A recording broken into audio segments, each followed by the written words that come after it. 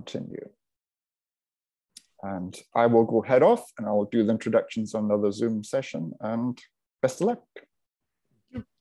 Thank you, Philip. First of all, very Hold good on. to see you after a very long time.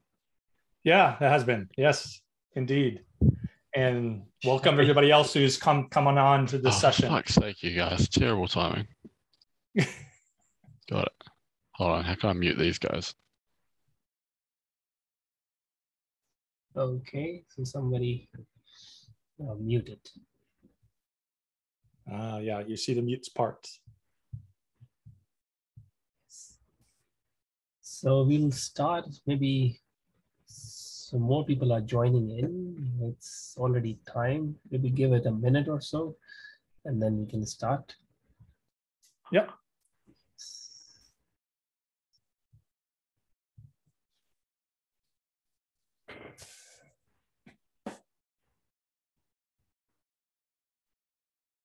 So while we're waiting, I'm just going to do a quick share screen, make sure everything is working okay on the share screen part.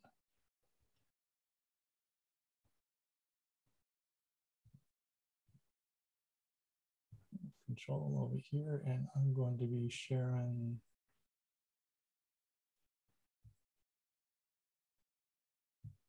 That one.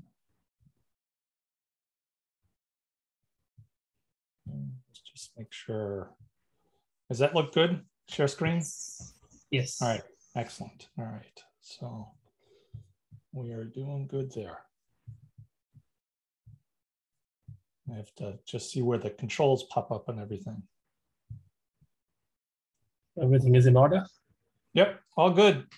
Okay. Why don't we go ahead and get started? Yeah, nobody. So nobody else is joining in last. I mean, no one has joined in last 1 minute, I would say. So we are pretty much okay.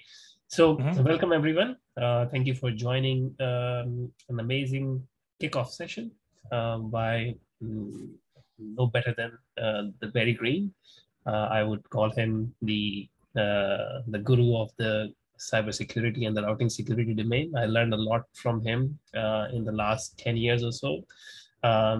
He's very difficult to catch these days, but so consider yourself lucky that you are attending one of his sessions. This is the kickoff APRICOT tutorial session. Of course, if you are attending APRICOT, you know about a little bit about it. We would like to welcome you on behalf of the APNOG team. I'm part of the APNOG board. APNOG, which is the Asia Pacific Network Operators Group, is the team behind the APRICOT, which is the flagship event for the APNOG, along with the well-supported team at APNIC. So if you have any questions, feel free to write it in the chat. But if you have a general discussion, please feel free to join the chat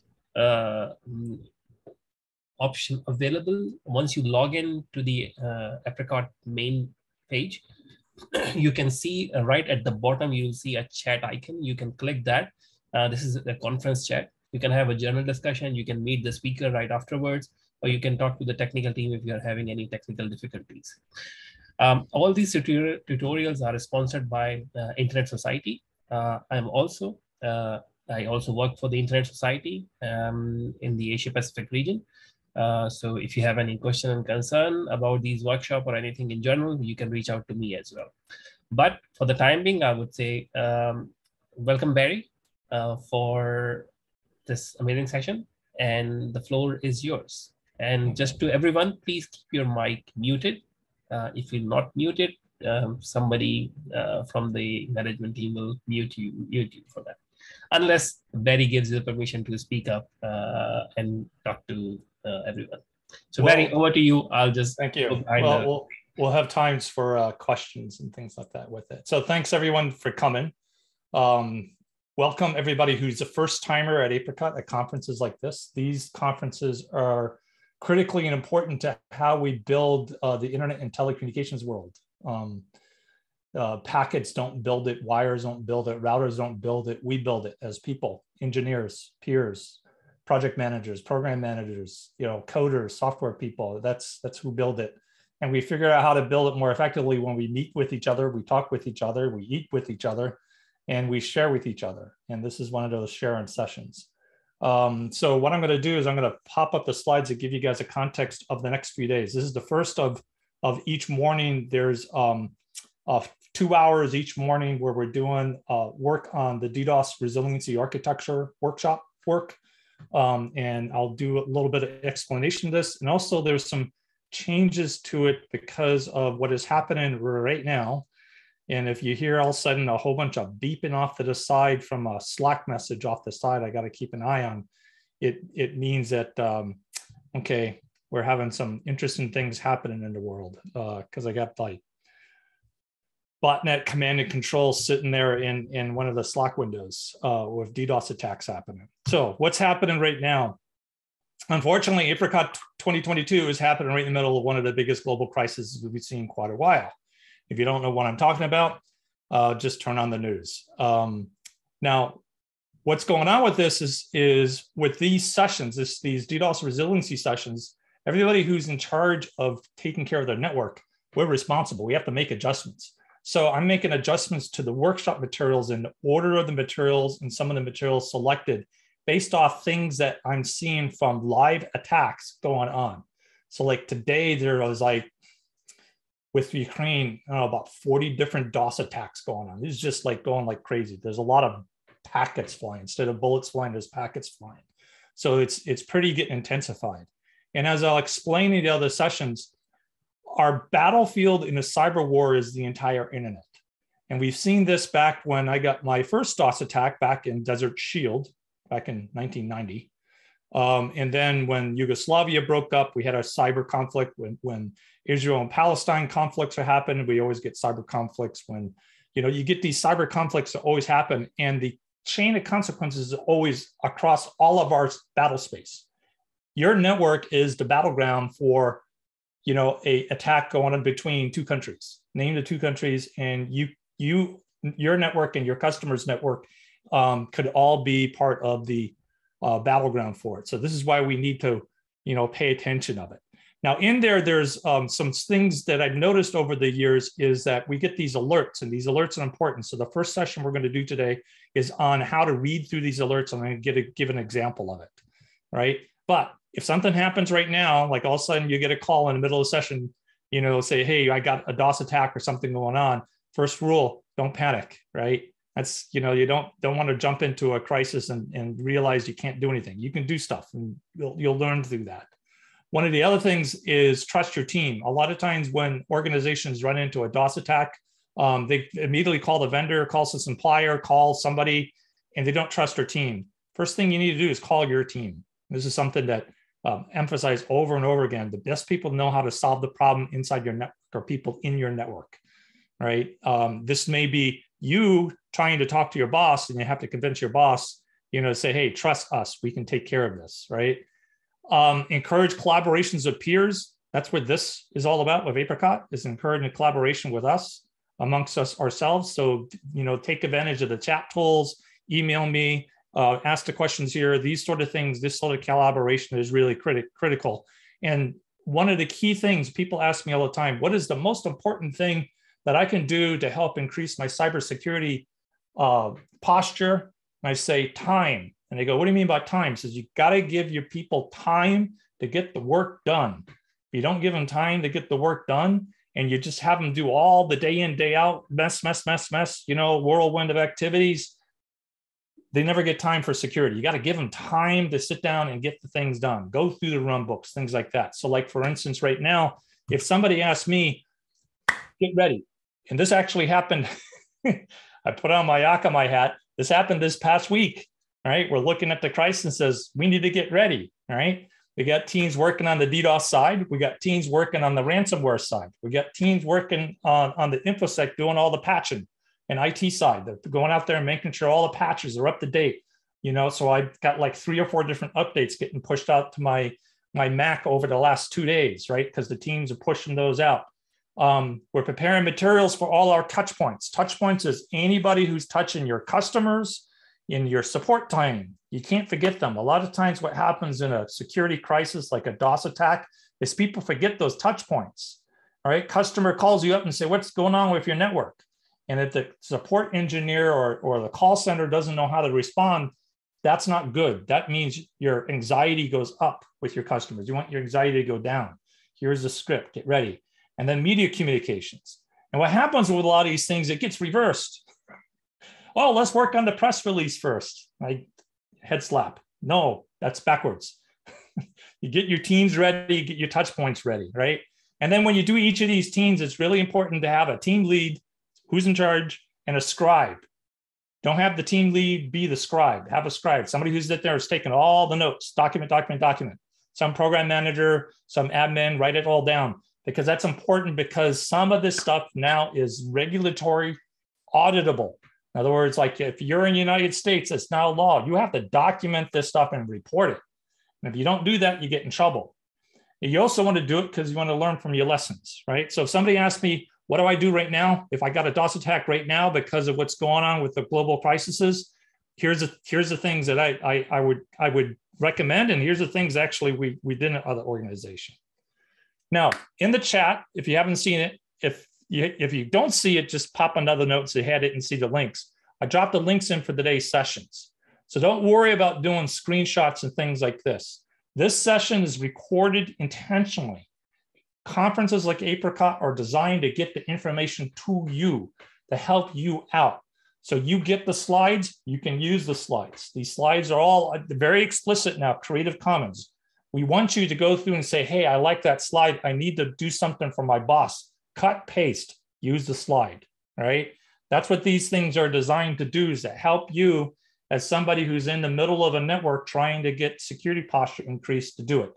These would be added to a library of materials that's out there. So on this link here, I'll drop this into the chat so in case people don't know. Let me drop out and grab that link. I'll drop this into the chat for people.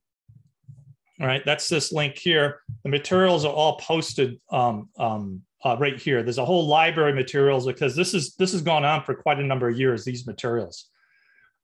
Today, we're going to cover two main sessions. Shields up, what do I call it? This is something that people are saying from the US context, is get your shields up, get ready to go. You're in the line of fire, whether even though you're not physically over in Ukraine and Russia, you're in the line of fire, no matter where you're at. Right, so we're going to cover that session, and then we're going to talk about the threat profile, so people understand more of the threat profile, because these are two important concepts in there. Now, the way these sessions are going to be worked out, like the next couple of days, here's the plan: is we'll have the science behind DDoS attacks, we'll do responding to attacks, we'll talk a lot about source address validation and the realities of source address validation. We'll go through your runbook playbook work. And then how do you have a conversation with your upstream ISPs, right? So now these aren't the only sessions. There'll be more sessions coming out within the APRICOT community, in this operational community. So you want to stay tuned and plug into the community, because we'll have additional sessions along this whole body of work on DDoS resiliency architecture. How do I build a architecture and a system and an operations that can withstand the type of attack vectors we get day in, day out these days, whether it's DOS or ransomware or advanced persistent threats, somebody getting inside my network. Those are the big three of our risk areas in there. So that's kind of like the context of what we'll be doing. As I mentioned before, the idea of all these is you put the slides available to people and the videos available to people. So like last year's APRICOT, I pulled it over to YouTube so we don't get lost. The SANOG materials, the stuff I've done with other conferences, we stick it in there. And I got pointers to others out there who are doing the same thing. So we got a concerted effort we're doing to get you more materials, more guidance, more lessons learned, more practices from other operators. So that's the context of what we're going to be doing this week. So good. All right. So let's see if there's any quick questions, drop it in the chat, or if you want to raise your hand and say anything, just let me know. And if not, we'll go ahead and start on Shields Up. Now this session is going to look a little bit weird, because a lot of you are internet service provider types, And we're not going to be talking about this example as an internet service provider type. Now, shields up, what happens is one of the core sources of information that's available to you is coming from the national CERTs. And the national CERTs puts information out that a lot of times, and I see this in my own organizations, is that a CERT, like a CISA or Australia, Oz, or a NCSC from UK or NCSC from New Zealand, they push out an advisory and people go like, they don't even read it. I go like, what? And I read through it and I go like, wait a minute, there's some critical information into it. But the thing I realized over the years is that you get lost because there's valuable information in there that is put in there, and some of it is obfuscated, and there's tons of like, do this, do this, do this, do this, right? So what we have is an issue where you get valuable information and gets pushed out, but people get confused, right? And that confusion leads to no action. And these national CERTs, their job is to actually help promote action, to help take care of the risk to their constituents, a lot of times within the particular country. So they want to waste your time, but they need help. And the help is how you can help, learn how to pull out, here's what I need to do, right? Because a lot of times, they're government organizations run by committee, they write a report up there and everybody puts every piece of advice in there because they're being over conservative. But the consequence of putting over the advice, and you'll see what I'm talking about in this example, is that you go like, well, what do I do? Your head scratching, what do I do? And the other aspect of this is now that there's critical infrastructure and there's going to be regulation on this, you could be caught in a situation where, didn't you read this advisory? Why didn't you do what we told you to do? Right? So you got to pay attention to some of these things, right? So that's the key thing with it. Now, some of these groups actually talk to each other, and that's what's critical. I really look at Australia, New Zealand, UK, United States. I look at these organizations because what they call the Five Eyes. Five Eyes is an intelligence alliance agreement between Australia, Canada, New Zealand, and United Kingdom, in the United States, and they do multilateral. So in other words, there's information intelligence sharing. So all of a sudden they say there's an increased threat on water and water treatment plants, and everybody should be paying attention to this. There's intelligence that they have on the threat that you may not be privy to, but they're trying to get you to do something because there's a threat out there. So it's one of those things where they can't really tell you exactly what's going on, but you can tell you get something busy with it. So these are like groups I kind of really keep an eye on when they put out the advisories of things. And the critical infrastructure, these are like critical infrastructure areas, covers telecommunications. If you work for an ISP, you're critical infrastructure. But you look at everything else as critical infrastructure. It's pretty vast of what they put for critical infrastructure lists, and they have different little permutations depending on which country to put with it. So what I'm going to do is I did this as an example to train people in for the water industry, water treatment and water processing. Because there was a multi-sector advisory that came out. You got to look at these. Whenever I see multi-sector advisories, the first thing I do is say, who's putting the advisory out? And here you had FBI, law enforcement, CISA, which is infrastructure protection, EPA, which is Environmental Protection Agency, and then the one that really caught my eye was National Security Agency, the ones who look at spooks and cyber threats. And I went like, okay, I got to really pay attention to this because you look at who's putting the word out. And what they're doing is they're saying there's ongoing activity, both known and unknown actors. And when they say unknown, they say like, okay, the National Security Agency of the United States doesn't know who these actors are, right? That's what they're saying, where they're saying known and unknown. And they're targeting two parts of the infrastructure. In water infrastructure, you have infrastructure that it's supposed to be internet visible and infrastructure that's in the water plant. And it's supposed to be isolated. So you have your IT and your OT, operational technology. Operational technology like controls the valves and the water that you drink, right? That's and there's supposed to be like an air wall security between it, but there's targeted on both. And say, okay, so I got to pay attention to this. So you start looking through it, and what I do is I help teach teams to like break it apart. They give this big advisory, and it says, drop it into a Google Doc and start breaking apart the sentences. And you see like targeting which part is sort of thing with it. And say, okay, now I'm starting to see more of what I'm supposed to look at as a professional. Here, a professional for a water plant. And you see the breakdown with it, and they go, you see the immediate action. So in there, they'll have a whole bunch of things saying, do this, do this, do this, do this, but there'll always be like an immediate action. Take care of this. Okay, looking for suspicious links. Okay, there's phishing. All right. If you use RDP, there's a protocol. Okay, let me go find RDP and make sure it's locked out. All right.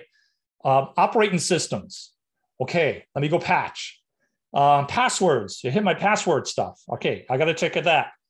Multi-factor. All right. So they're getting by passwords and doing multi-factor. All right. All right. So I'm actually see right there, there's some things I need to have my team start working on right away with it. Right. So what are the specific threats they talked about? They talked about insider and outsider threats, ransomware, and non-typical DOS attacks. See, we worry about DOS attacks all the time that you see all the time. And there's DOS attacks you also don't see. So we see these big like terabit, throw lots of packets, off reflector attacks, right? But there's a lot of DOS attacks where I go in and I delete all the files, okay? I just denied the service. That's like I go into the network, I just cleaned it out, all right? Now, that's a DOS attack. I just denied that service for the organization by going in there and deleting everything. And those are the non-typical DOS attacks that do happen out there, right? But it is a form of doing a DOS attack with it. So then they give examples. And I'm not going to go through details of the examples on here because we want to be mindful of our time and everything. But you got these different examples that they go through and give, right? So, so you can read through, it's pretty neat how they go through. Here's each example of how it did. You can read through them as case studies to find out how each of the water plants were hit. And they give different lessons with it. Like this one was a insider threat personnel. And then they had as they did the investigation, they found ransomware, right? So it's interesting with it, right? Here you had remote access of somebody that came in using the old employee's credentials. They didn't invalidate the credentials, right? Have your old employees been deleted? Have the passwords been changed? Was the old employee computers violated, right? Or used to break in? These are the different things that you kind of learn through to say, I need to go and take and clean up my network to make sure these don't happen to me because there's an alert. Remember, each one of these things, there's an alert to say there's out there. So when you look at this, the common factors, ransomware, malware, compromised credentials, remote access, and disgruntled employees. So they're right there. In all the confusion, these areas, ransomware, malware, compromised credentials, right? Remote access, disgruntled employees. So those are the sort of things I need to make sure I take and focus my teams to do something right now because there's a joint advisory. There's a risk. I could get hit. And a lot of organizations ignore these advisories and the risk around them, right? But then you look at the official recommendations. They go like, here's this and this and this. There's like pages of this. Like here's all these different recommendations, and you kind of scratch your head, go, oh man, this is intense. This is really intense, all right? And then there's pile on. So once these advisories come out, there's always, because these different critical infrastructures has ISACS. So ISACS is information sharing and analysis centers, right? And these are conglomerations of private industry, which are really, really valuable. And so, get involved with them when you can get involved with them because they have some good advice, but they will also jump in and say, well, here's what we recommend you do too. All right. So like, the water ISAC, which it covers this particular area, they have their recommendations and they go on. So now you get CISA saying one thing and water ISAC saying another thing. There's some overlap. What do you tell your boss? What do you tell your boss when you get these advisories? You don't ignore them, one. You don't go off and do your own thing because a lot of times there's a lot of money and effort that goes into these to help you get the work done. So in this case, they actually did infographics around it. They actually talked about it. So when you got to go to your boss and say, we need to go out there and we need to do an audit and everybody's passwords and change it. Oh, that would be painful. Well, we need to do that. You can walk through these infographics that help out with it.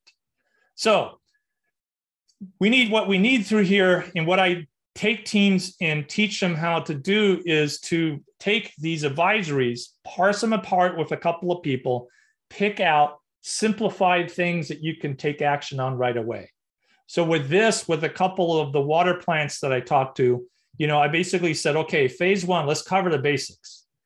What can you do right now, the immediate risk? Those immediate risk of okay, let's get the passwords taken care of. Let's go through and patch everything, right? Let's run our antivirus for see if there's any malware on the system. Let's take those basics, because those basics don't hurt.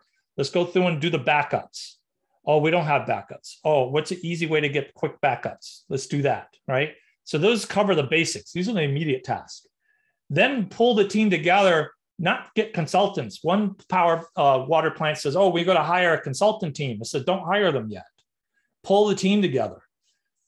My experience over the years is the thing that disrupts a security response quicker is when you bring outside people into an existing organization, and you have oil and water, right? You have people who know the network and know the business and know how things work, right? And they actually know the risk because they do it every day. All of you guys run your networks, you kind of know your risk. And then you bring outsiders in, they say, we're going to tell you what to do. And immediately you have an oil and water problem. It doesn't mix. What we find is the most effective is to get the team who's there now, get them to build the plan, right?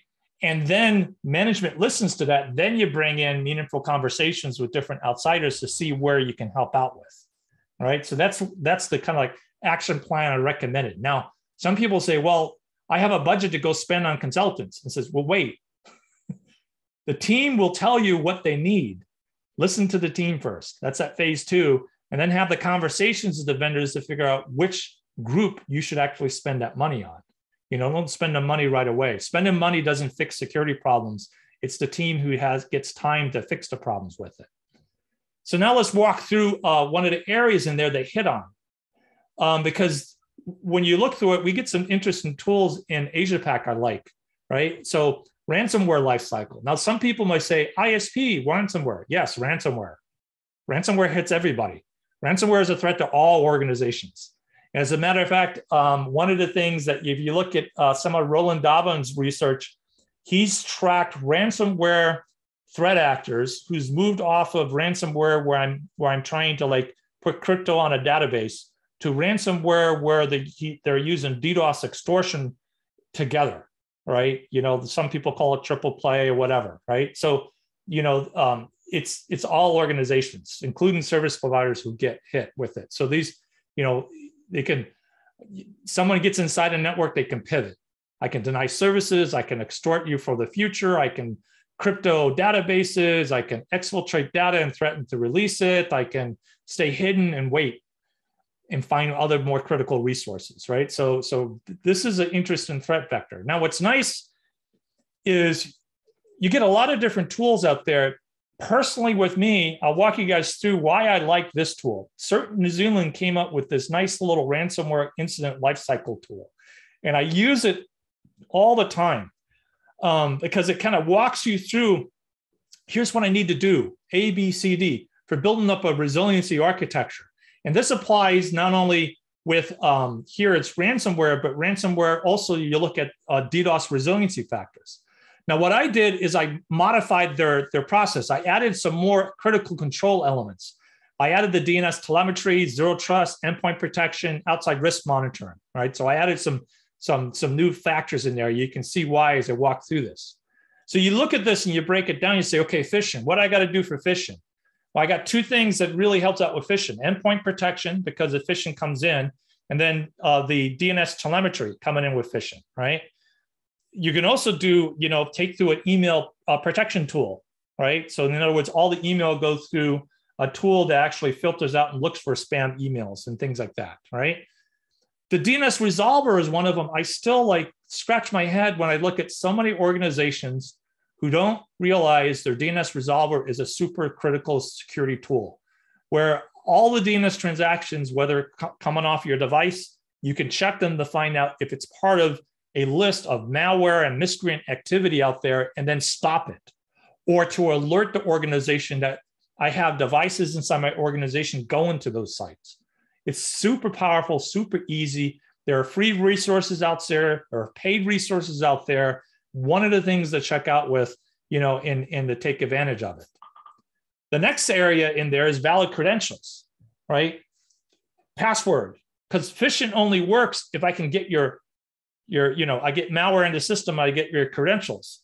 So you make sure you look for internet exposed services, right? Multi-factor authentication, turn on the login alerting. So I know I got, people starting to use credentials not in a way that's allowed. And then the zero trust architecture, right? So these are all things you can put as control elements that if somebody goes after and breaks the credentials for some reason, this adds resistance to that, but it also adds tools in there to stop the lateral one. Now, one of the power water plant teams I sat down with, I said, here's what we do. Let's everybody get together and everybody kind of log in to have I been pwned.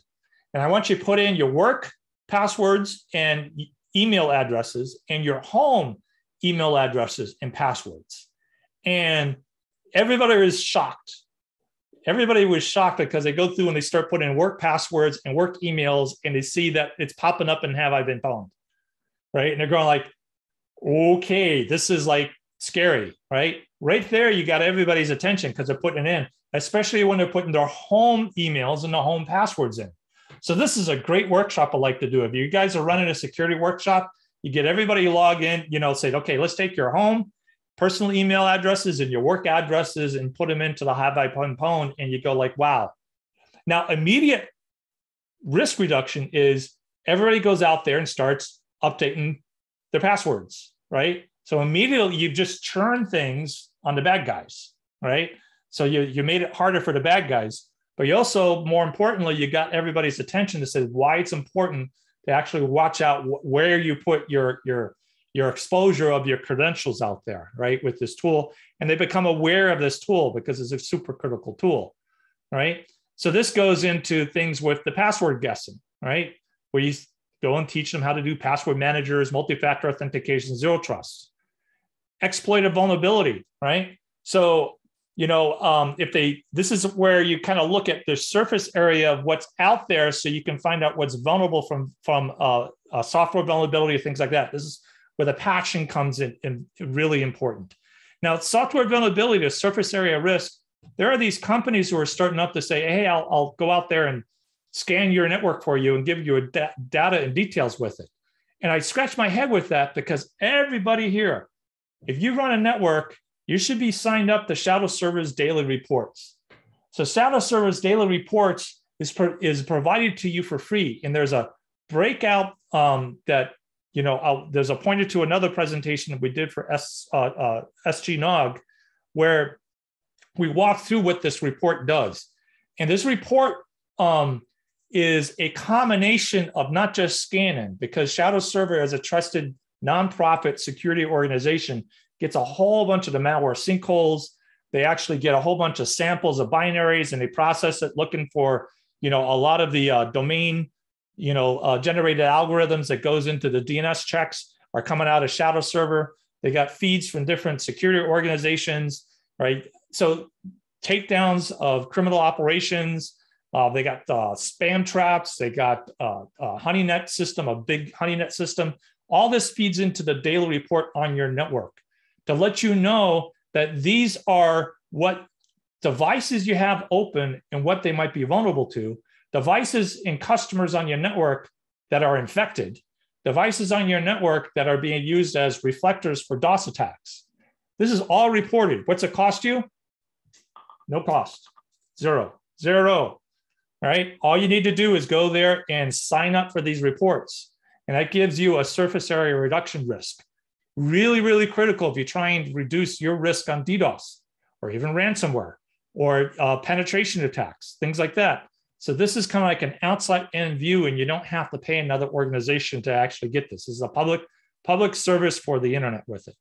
All right. So this link here, and I'll drop the link into the chat, after this module so you can get it. is a video on this that talks through, how to use the Shadowserver reports. I've taken whole mobile operator and a fixed line operator, and we didn't have a security department when I came in.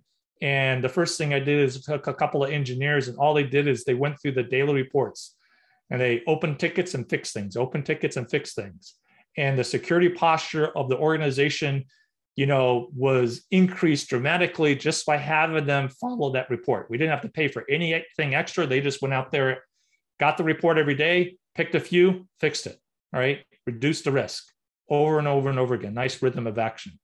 All right, so let's continue. Email, malicious documents, malware. This is where endpoint protection, your DNS, firewall, using DNS resolvers, disable the macros, these sort of things, go in to help make sure that if you get an email attachment, how do you make sure that email attachment isn't turning into a risk, right? Because we get email attachments all the time. How do I make sure it's not a risk? And these are the sort of things in there. What's interesting is when you look at the different threat vectors, ransomware, DDoS attacks, right? Business email compromise is still number one from the US statistics of loss. So when you look at organizational loss from cyber criminal activity, business email compromise is number one, then ransomware, then DDoS, right? So these sort of things, business email compromise can hit a service provider and telco just as easily as any other organization. Then as you move through here, you see other things you need to do with it. How do I, somebody trying to do the command and control, how do I disrupt command and control as they try to do lateral movement and escalation of privileges inside the organization, right? So you got other factors that kind of like factor into that. Then you run into like, okay, what's the miscreant actions? What are the sort of things they do with it? How do you prepare for it? Because you got to prepare for that it will happen. Just expect it will happen. So as an example, as it will happen, when I went over to Juniper Networks and took over the security incident response team, and I came out of the day one. So this is my first day there. I came out of the orientation that morning. The first place I went to was the head of public relations. And I walked into her office and say, "Hi, my name's Barry Green. I just took over to rebuild the security incident response team in Juniper, and you're now part of my team, even though nobody's told you. But if somebody calls today and say there's a vulnerability on Juniper, you're my PR person. We got to give a public release, right? So this is where sometimes PR teams are surprised when they find out that they're part of the security response process, right? And so any of your playbooks that you do for DDoS and ransomware and advanced persistent threats where threat actors get inside your network, all have to have that PR component in there to be ready to go and be rehearsed, all right? And in that particular case, she was fantastic. As we built up the team and started rebuilding, every single one of my CERT team members, including myself, had to go through press training again.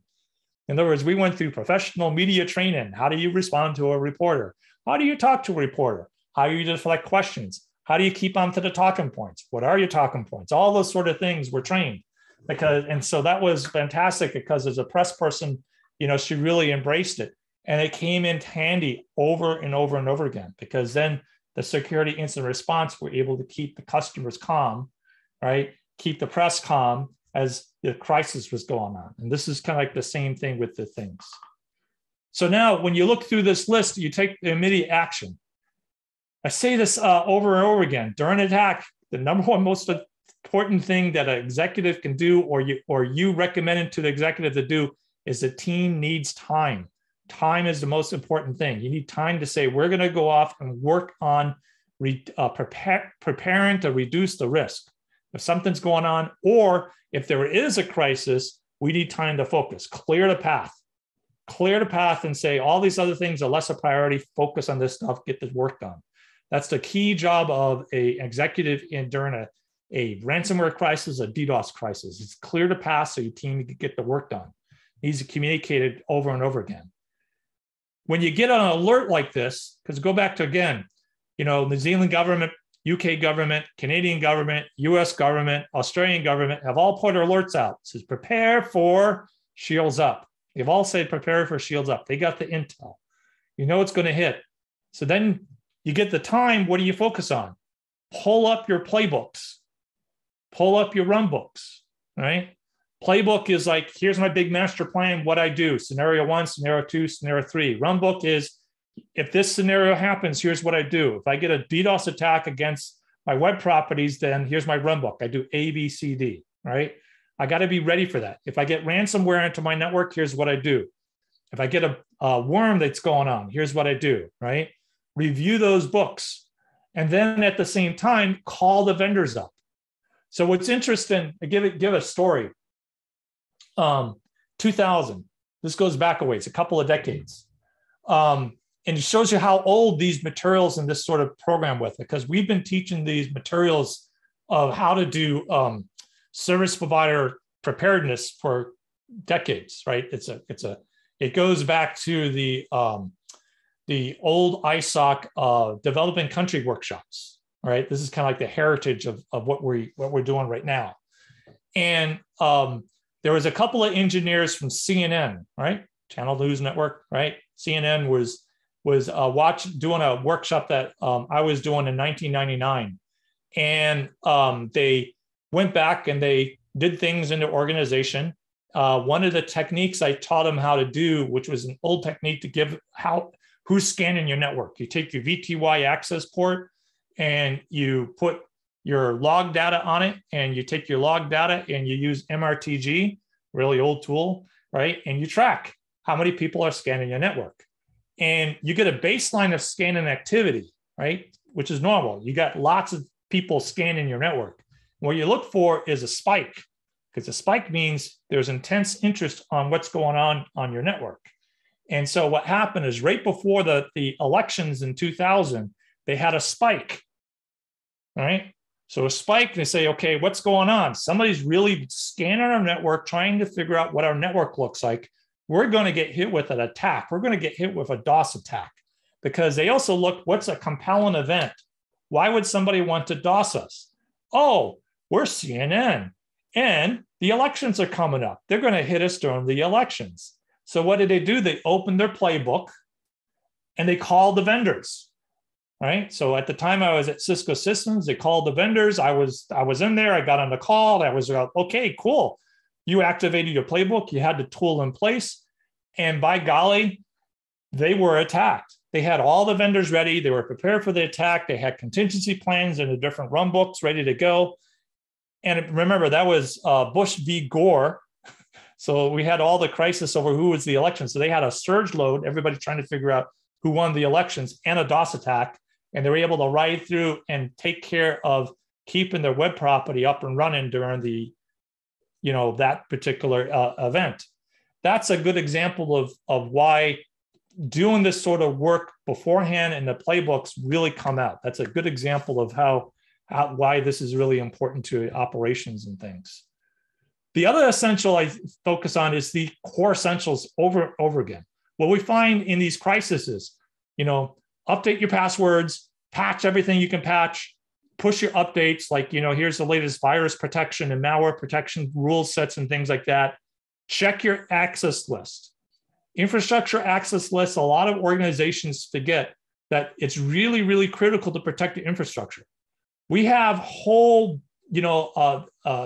Mycotic malware systems because people don't put access lists to protect the freaking routers, and they get turned into botnets all over the world.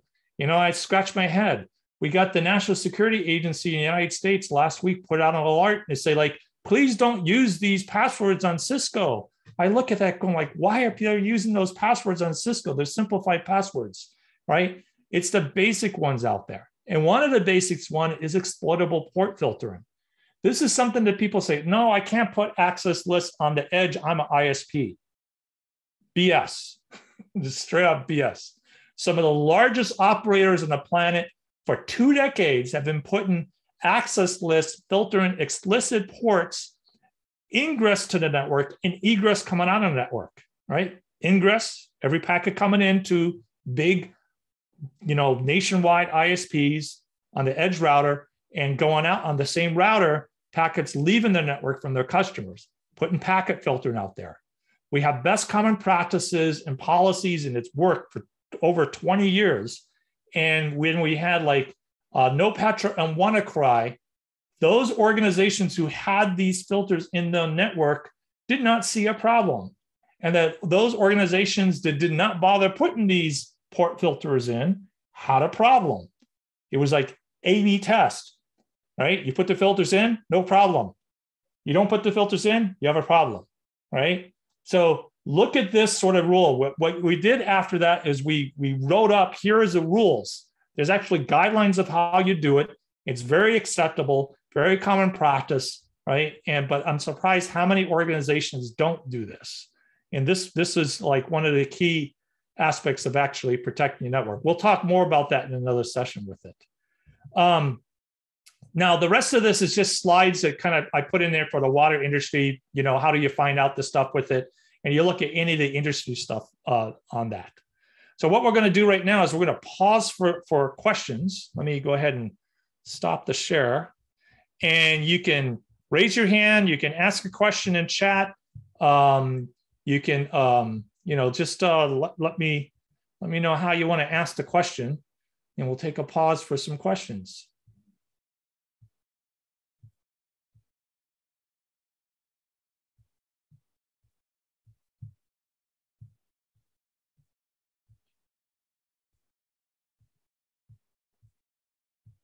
Okay, no questions.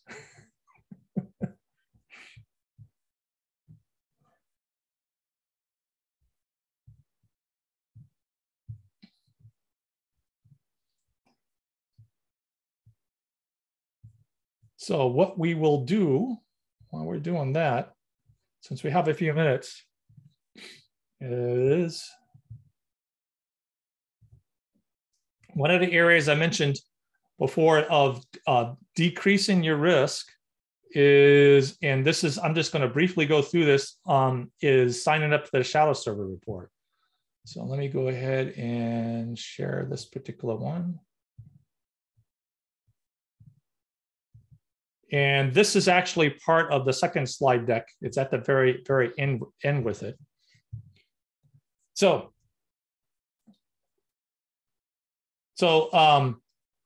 today, bad guys are scanning your network. They know more about your network than probably you do, right? If they plan out a DOS attack or plan a ransomware attack, they, you know, just go after things. You know, they scan it, they do the intelligence, they know what systems are vulnerable, what systems are not, what systems are exposed, where you have passwords, where you don't have passwords, all that sort of things, right? You can find that out too with Shadowserver, right? Now, the miscreants visibility is all over. It's not just, you know, on your public services. They'll look at your cloud services, they'll look at your home workers, they'll look at all these sort of risks. So would it be nice if you had somebody who does equivalent what the bad guys do and more? And that's what the Shadowserver Daily Reports does. It pulls in resources from many different sort of, it's not just scans, it's pulling in many different resources, then gives you, here it says 80 potential reports. It's now 180 different reports. So the number of reports increases all the time with it. You know, and these reports are broken down to like, here's the NTP reflectors on your network. Here's open MongoDBs on your network. Here is computers on your network that are actually doing brute force break-ins on other parts of the world, right? So in other words, it's a computer that's been broken into being used to break into other computers. So it means there's that risk.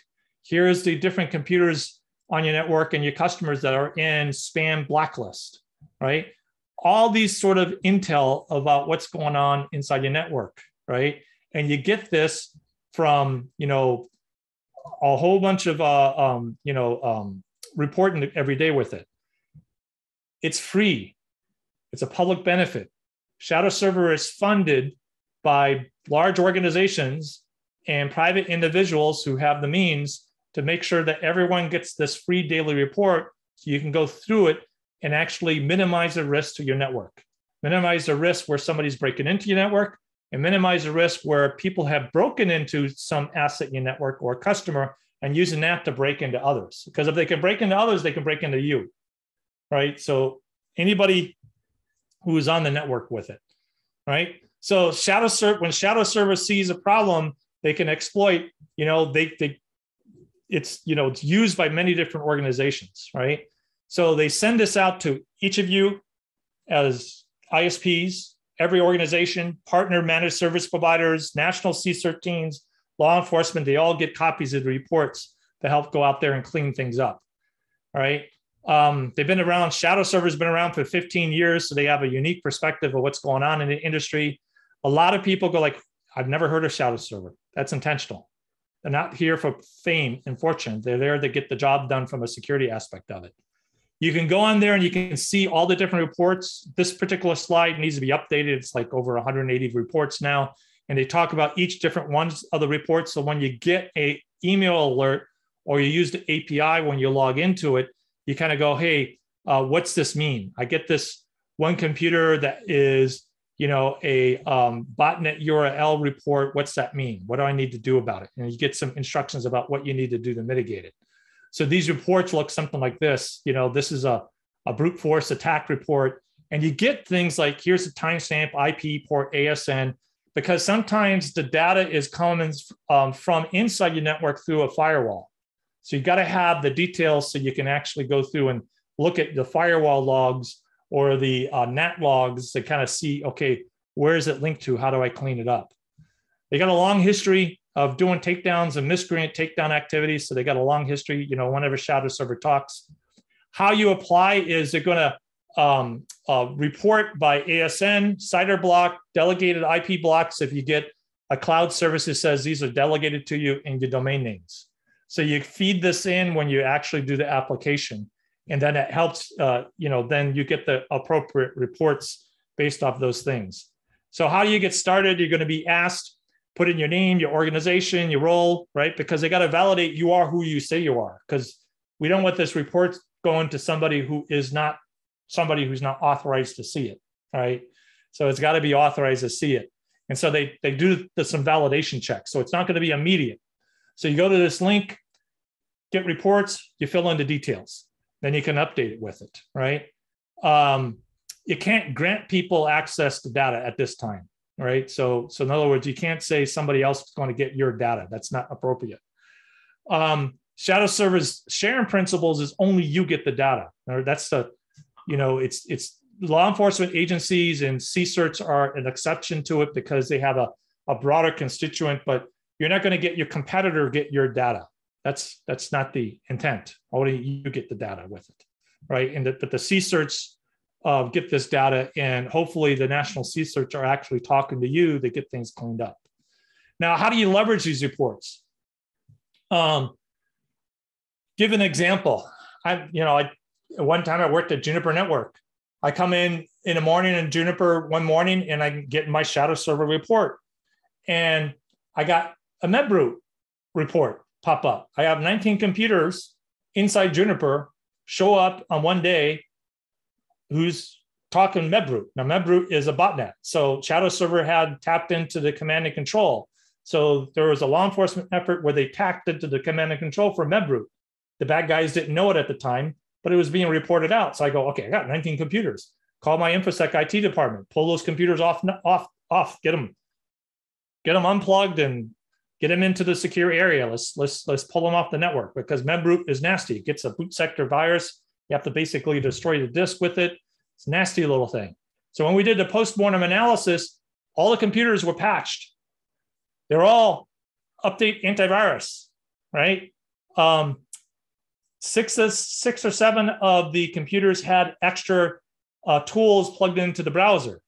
All 19 computers, what the people were doing was reading news at Microsoft. And what it was a advertisement that was infected. Malvertisement, we call it, right? The malvertisement is infected. And that did a 0-day input. And that's how MedBrute got into those 19 computers. So we were able to track it down exactly with it. And then what's interesting is interesting story with that. I started complaining to Paul Vixie. Paul Vixie and I were chatting together. And because what I saw was that the domain name that was used in the malvertisement was in a spam house blacklist for 3 weeks. And if my DNS resolver was able to stop it, then the MEB root wouldn't have happened and I wouldn't have lost all that money fixing this problem, because this costs money. These things cost money, right? And that's what spurred the whole DNS RPZ work. The DNS firewall work came out of that, conversation. It kind of spurred that sort of stuff. So there's Shadowserver work with that, right? Another one is, I gave the example. So ISP and a mobile operator in Indonesia, we didn't have the security team. We needed to do security. So we just had a couple of engineers and we turned them into security professionals, just taking the daily reports and just taking the daily reports and starting to investigate, clean up the problem, investigate, clean up the problem. We had a triage. If it's on our infrastructure, do those first. Then we go to customer infrastructure, right? So we always took care of our network first, then we went and started working with our customers to get those things cleaned up. We did that triage approach. Another one, big carrier in the United States, we do a check tool where they use API, because now you can look at these reports via API. Instead of getting the reports every day, you can set it up where the API comes in there and checks it.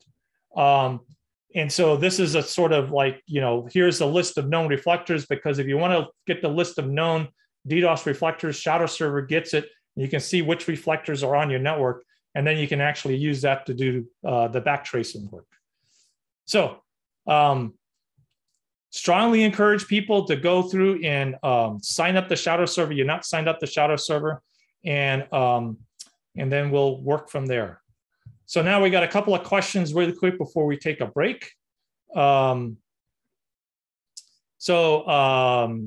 if you can provide a little more context, you say, so off the bat, what do I need to start? I don't know if you want to come off mute and ask the question.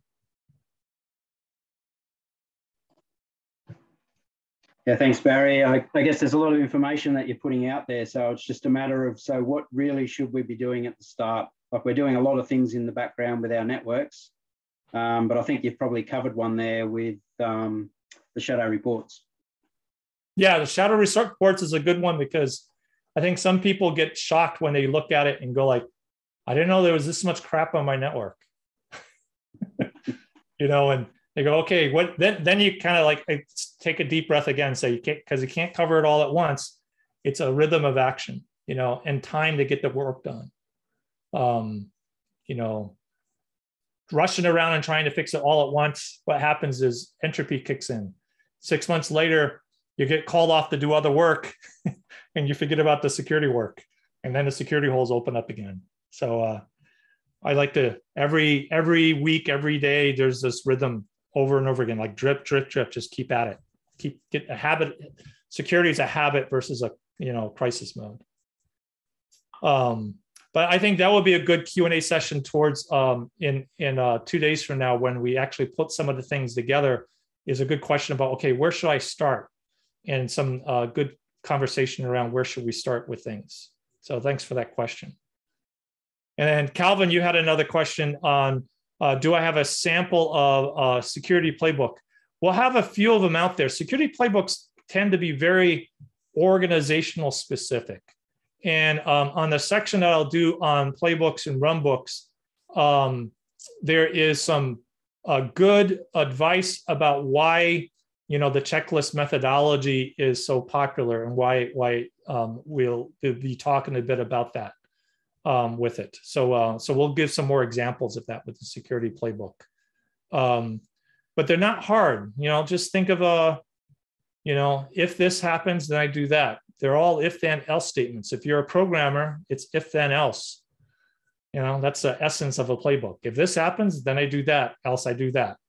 Next step, here's a scenario. Every scenario is an if then else. You just start listing them out. And then when you bring a team together and you start consulting on it within your organization, because what happens is the business context has to be put in. So Calvin, your business is going to be slightly different from Gary's business, right? So it's the technical side and the business side together. If this happens, what is my business risk? How do I keep my customers happy? How do I make sure I deliver my service level agreements, right? These are the sort of things you kind of work through with your playbooks. Both good questions. Next, any other questions before we take a break?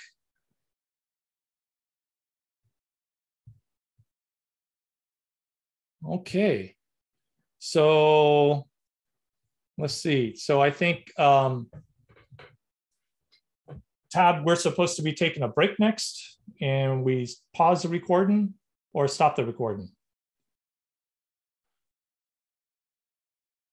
Yeah, I'm going to, I'll stop the recording, Barry, because that will create a separate recording for just this session. And then when it's on the website for people to view later on, they can get this session separate from the other one. So if there are no more questions, we can do that. So we'll be back in 50 minutes. So please stretch your legs, stretch your eyes, whatever else needs to be done. And we'll see you back in 50 minutes. And Philip, is it the same Zoom link? Exactly the same. So please stay on this Zoom. Nothing changes. So we find it easier. Don't log off. Just stay where you are. Stay on mute, cameras off, and then just come back in 15 minutes time. Excellent. And Barry, when you're ready to get going, just get started. I'll make sure that the recording, actually, I think you as a co-host, you can probably restart the recording as well. Yeah, so, looks like it. Feel free to do it whenever you're ready. Awesome. And while everybody's taking a break, think of other questions to ask. So this is a tutorial interaction session. So we can start digressing and based off of people's questions.